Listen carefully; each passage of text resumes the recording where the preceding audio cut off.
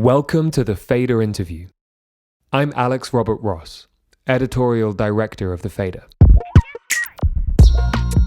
When Laura Les of 100 gecs spoke to the FADER for a Gen F feature in the fall of 2019, she said that she and her bandmate, Dylan Brady, thought their debut album would be good, but that it would be slept on. And that would have been a sensible bet. Brady and Les, friends for years after growing up in the same orbit in St. Louis, had been making fascinating music apart for years, both under their own names and under various pseudonyms. Their self-titled debut EP as 100 gecs was an overwhelming combination of abrasive noise and sugar-high melodies that, even in hindsight, nobody could have expected to break through. But 1000 gecs, their debut album, released 3 years later, was something different. Produced over the internet, with Brady in LA and Les back in Missouri, it was truly anarchic, a combination of pop, noise, trance, punk, ska, and metal. Its creators seemed to be permanently glitching too, with Les's voice pitched up into uncanny territory, and no one sound hanging around for more than a couple of seconds before jolting into something else. And it wasn't slept on at all. An aesthetic that had been building for at least as long as PC music had been around suddenly had a name, hyperpop, and a totally unsuspecting duo as its figurehead. Cue a million think pieces about how 100 gecs were truly the sound of our weird, memified present. Hyperpop exploded, and then the world locked down and hyperpop exploded some more. Kids all over the world with access to every song in human history and a bunch of shit to figure out were suddenly locked in their bedrooms with GarageBand for company. Brady and Les went out on tour, played some shows inside the video game Minecraft, and got to work on their second album, inevitably called 10,000 gecs. They even announced the album in the fall of 2021 and released a single, Me Me Me, to celebrate. Magazines wrote cover stories about their return, but there was never any release date. The single came and went. The band weren't happy with what they'd recorded, and they wanted to start over. So, 18 months on from the band confirming its existence, 10,000 gecs is out this Friday. And 100 gecs still sound unmistakably like themselves, jumping from third-wave ska to brutal metal breakdowns to Blink-182 style pop-punk to something resembling Limp Bizkit in the space of a few breaths. They're still irreverent and fun. There's a song called Frog on the Floor about a frog who's on the floor and occasionally does keg stands.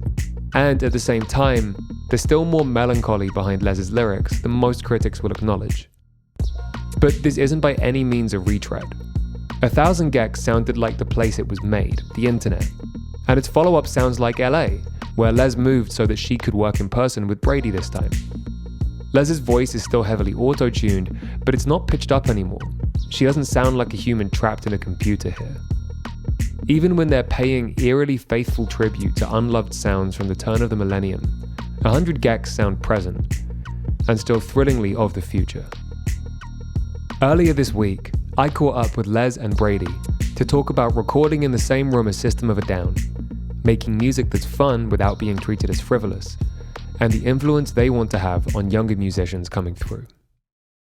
I remember 10,000 gecs being announced 18 months ago. I've got emails about it from like late summer 21. So what happened? We had to finish it, and then it took forever to fucking get it from finished to out, annoyingly. But the finishing process, there was a little bit of scrapping and starting again, right? Yeah, I mean, like with everything. Like we always are scrapping shit and being like, nah, this could be better. I literally just changed something recently. Wait, what did you change? Can't tell you. No, well, actually, I guess everyone will know, right? Yeah. Because it's pretty apparent. Yeah. There's like 2 different verses in the streaming version as opposed to the record version. I was like, these verses, I want them to be different, so I changed them. Oh, so we're coming right down to the deadline. For streaming. Down to the wire. The record and the CDs will have the old one. And I guess the version that I've heard will be different to the streaming version as well, because I've had this for a few months now. Yeah, the press version, they're The one we send to press is different than the vinyl too. Mm-hmm. Okay. It's like there's like 100 different versions because we just kept wanting to change shit. The FADER version, the Pitchfork version, the Rolling Stone version. All the video versions don't have the final master. It's just like, it's a whole fucking mess. Kind of the Kanye West approach to streaming, but completely accidental. I actually hate that approach. Well, they're adapting things after they've been released. Yeah.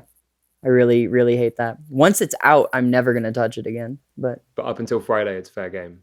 I feel like it's like your obligation. But once it's out, I do fucking hate the idea of going back and changing it later. So you wouldn't touch Me, Me, Me? Why would I touch Me, Me, Me? Me, Me, Me is perfect. I'm not suggesting you should. I'm just saying as an example of something you have put out, but it's technically on the album and therefore like it's a squishy middle ground. Okay. Well, maybe.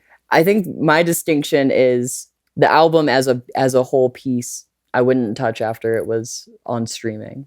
I don't know though. I feel like even that rule could be bent given like whatever circumstance. You back down from this so quickly, but I respect it. I get it. I don't have much conviction for any of my beliefs. I when they talk about like stand for nothing, you'll fall for everything. They're talking about me. I stand for nothing. I'll fall for anything. So you'll never really know, anything about me. No, you'll never really know, anything about me. Do I sound like a joke when I'm talking to you? I take it back quick and I'm not like true, 'cause you say so many things and I don't know what I mean. Short messages to you, short messages to me. Now if I think of a joke when I say goodbye, I put my paws on my face and pretend to cry, but I laugh too fucking hard. You probably think I'm so mean, but I don't even know you. I've heard like various numbers about how many demos that you'd made. They're all true. What's the going one? 4,000? I think the highest one was something around 600. 600. We've gotten questions where people are like, did you really do 4,000 demos for this album? Yeah, we did. I mean, Carly Rae Jepsen does like 300 for each album. Rookie numbers. 3,700 too few. We're knocking about three demos a day, every day. I think what I'm trying to get at is like, did you have like the skeleton of what you thought was 10,000 gecs and then you pulled a bunch of stuff back from it? Yeah. Yeah. That, I mean, the story is true. It's just The details. it's a more interesting number. But yeah, the story is we had like 10 songs that we were like, yeah, this is going to be the album. And then we were like, let's do something else instead. Because we were both like, this isn't hitting as hard as it could be. What survived? Hollywood Baby survived, and Doritos, I think, was in the original batch. Sounded different, but it survived. I remember.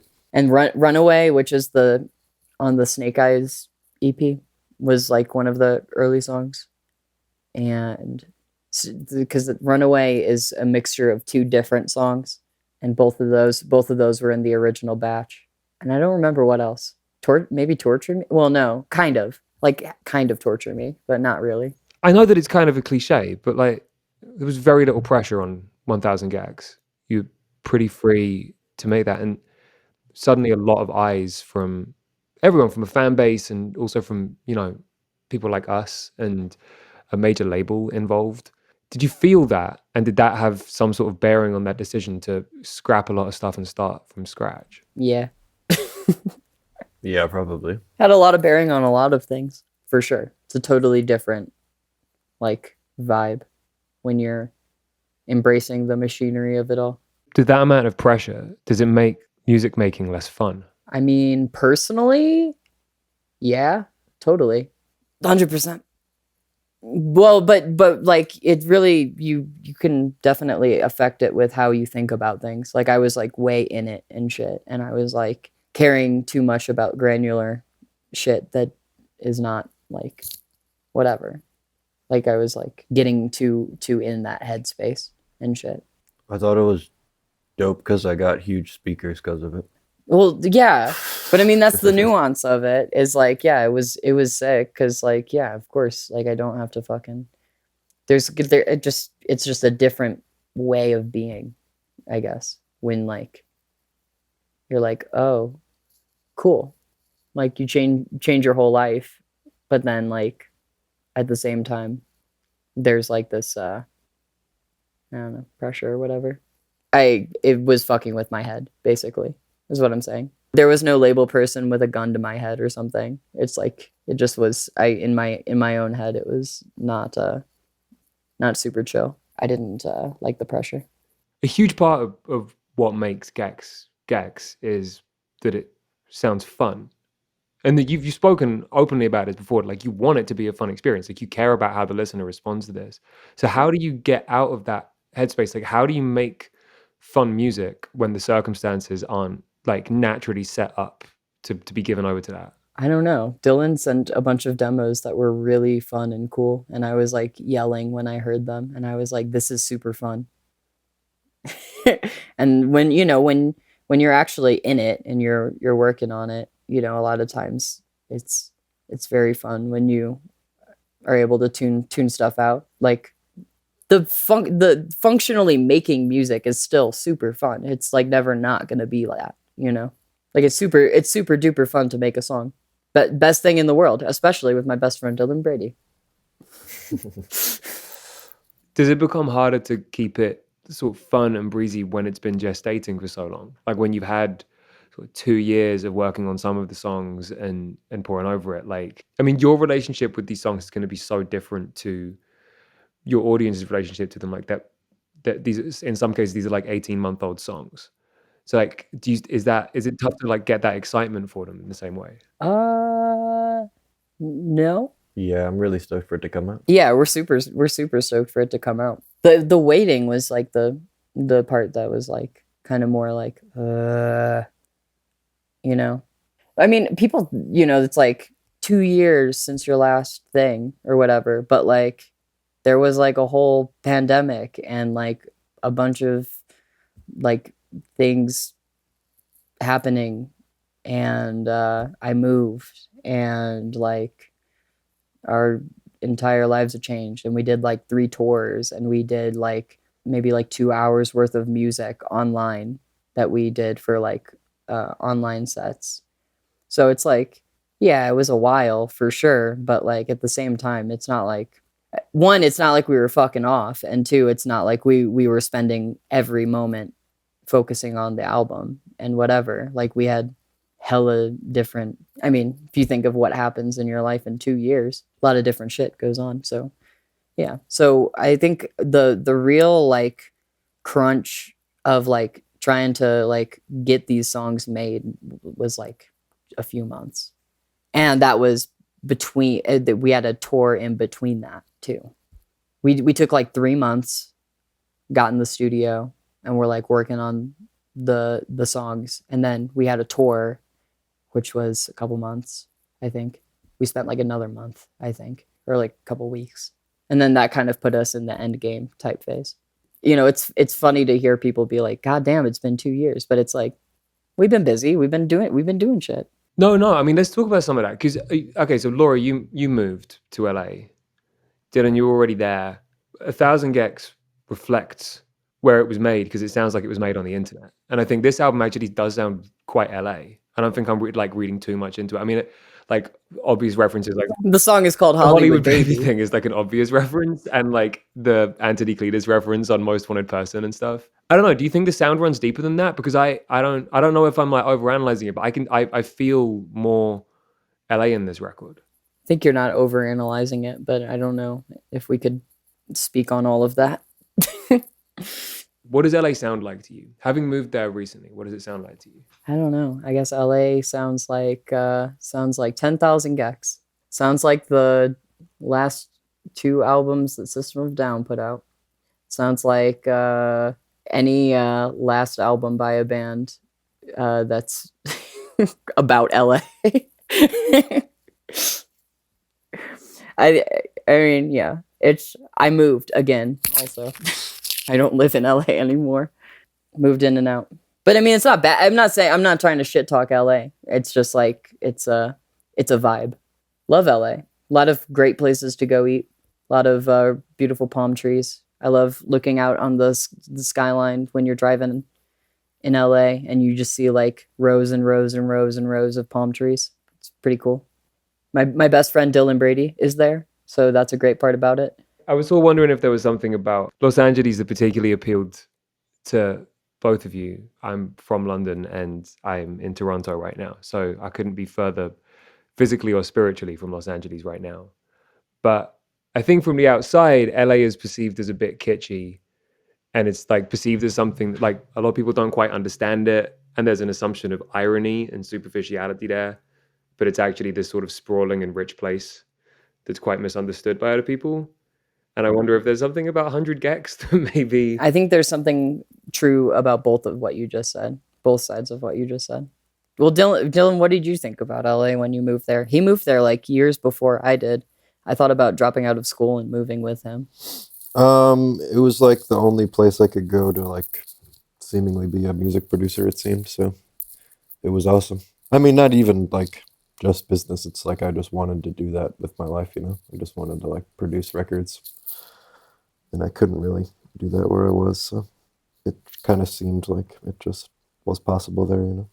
And nowhere else on earth. If you want to be doing anything like in the studio with people, LA is 1,000% the spot to move to. Like everybody goes there to do sessions and everything.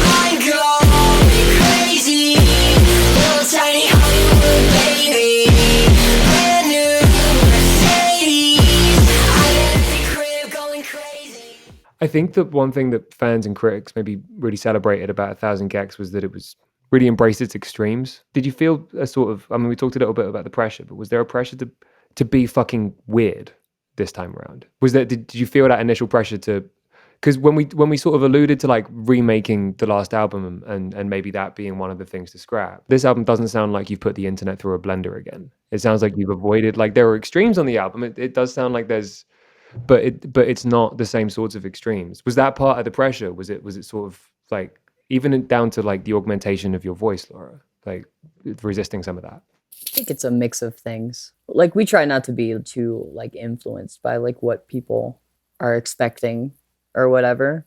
I feel like having expectations drive anything in the music making process is not super chill, but like, I don't know. Dylan, what do you speak on that? I just think we wanted to like do different shit more so than like feeling the pressure to do that, you know? We just wanted to make a different kind of record. Yeah, we were listening to different shit too. I wasn't listening to like all the same like nightcore and shit that I was listening to when we were making the first one. I was listening to other shit.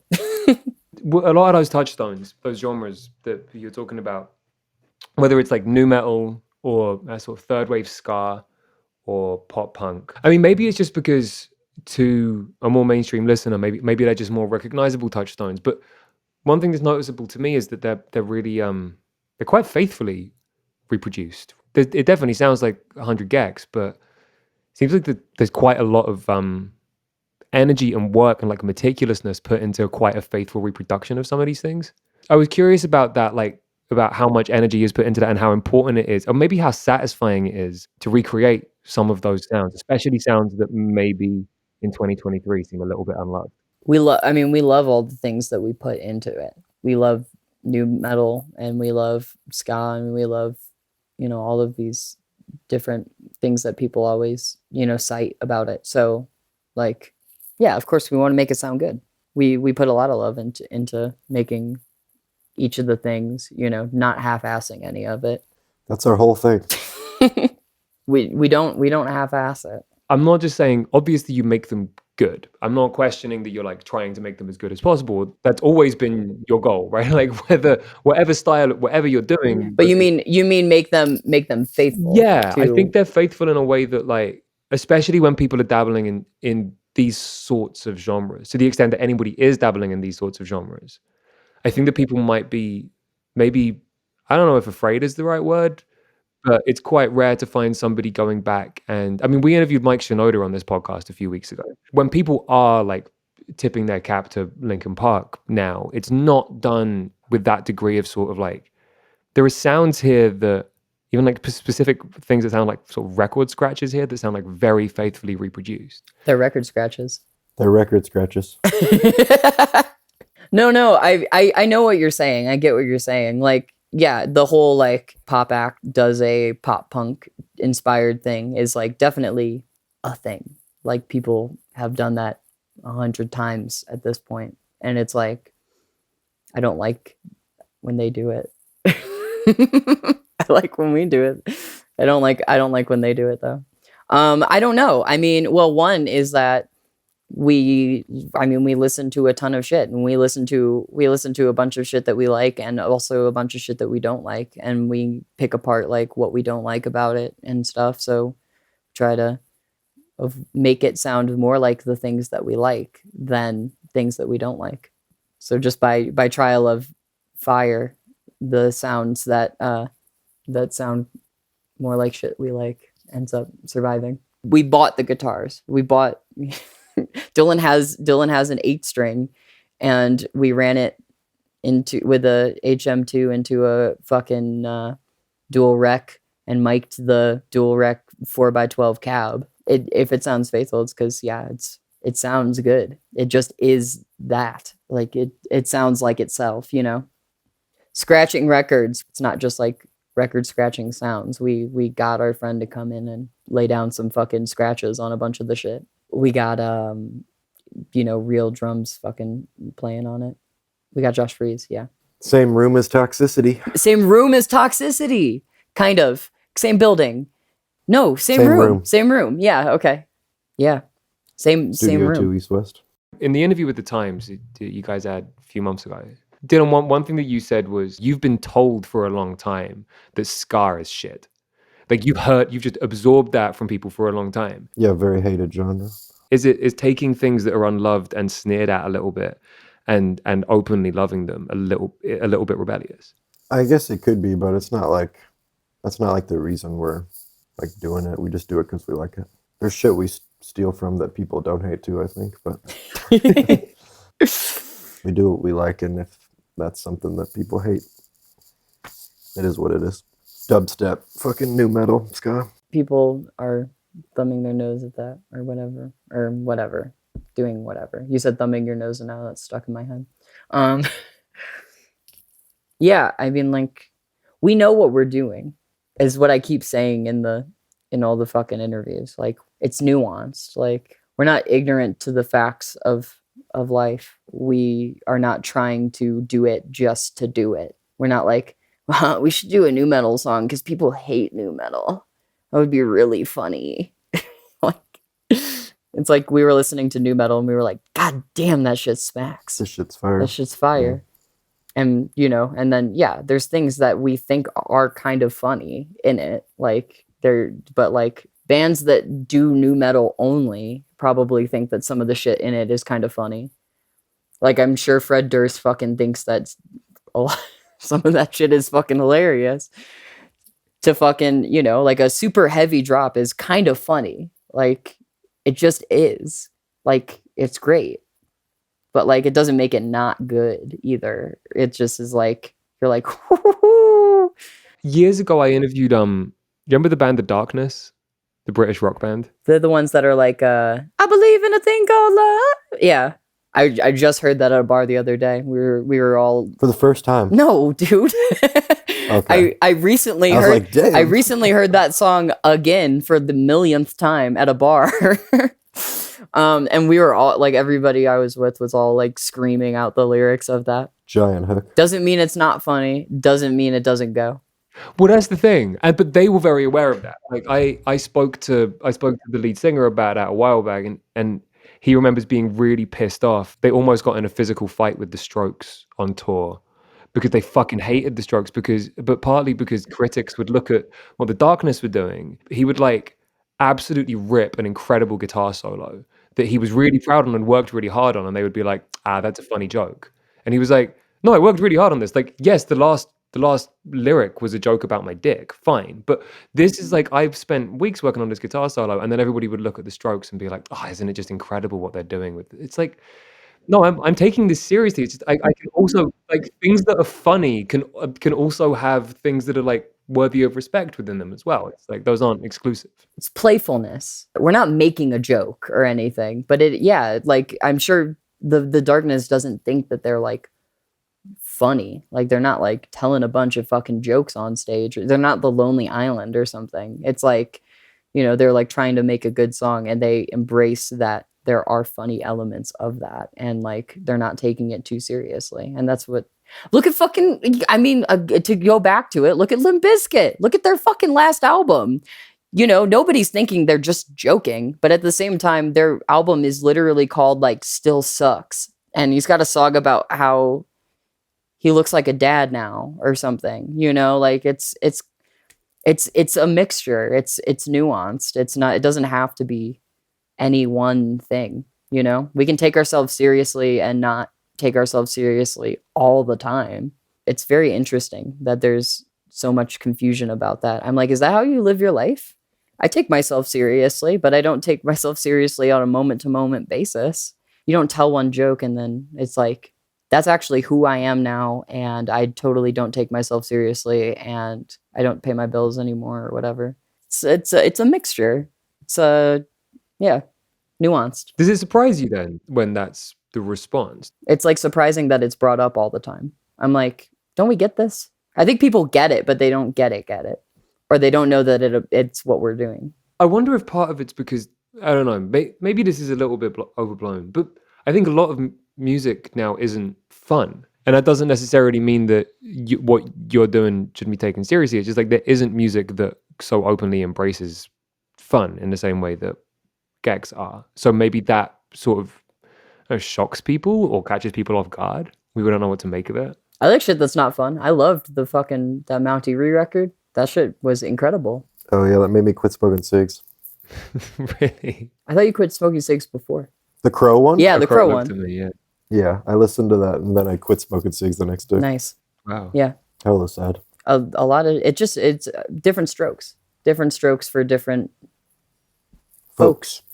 There's a community around your music that responds to that as well. You guys have been pretty clear about the fact that you want to create an environment and a community and a fan base that, can have fun. And also it's like a very accepting and welcoming environment. Did you have that when you were younger? Did you feel that in music scenes in Missouri? There's almost no music scene I feel like that I was in St. Louis. Yeah, I was just doing things in my bedroom pretty much.